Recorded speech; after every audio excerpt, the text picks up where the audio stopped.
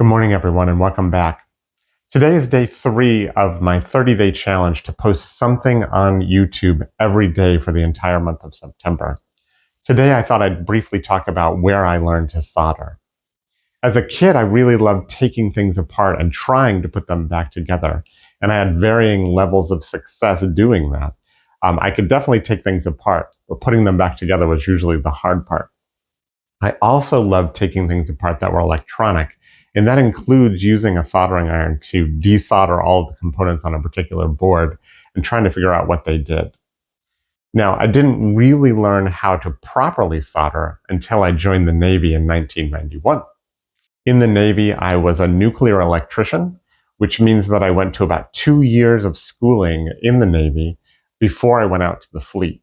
In those schools, I went to Nuclear A School, which is when you receive your rating. And like I said, I was an electrician's mate. So that means I learned a little bit about electronics and mostly about electrical theory. One of the courses that I took there was a soldering course. It was like troubleshooting electronics and soldering. And I learned the term, the bigger the glob, the better the job. And how that was really inappropriate for the nuclear navy.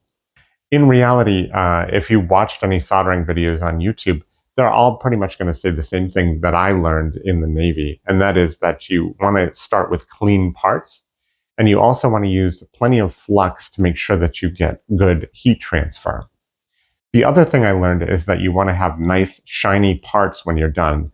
When you do that, that means that your parts were cleaned and there was no contaminants during the soldering process. For those of you who are interested, I was stationed on board the USS George Washington, which is a nuclear aircraft carrier.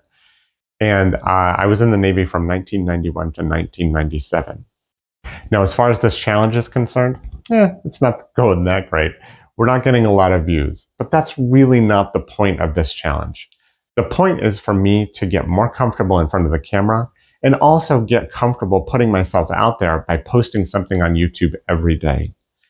Now, if any of you have feedback about things that I could do better, things that you'd like to see on this channel, or just feedback in general about topics that you'd want to hear me talk about, I'm all ears, so please leave a comment down below.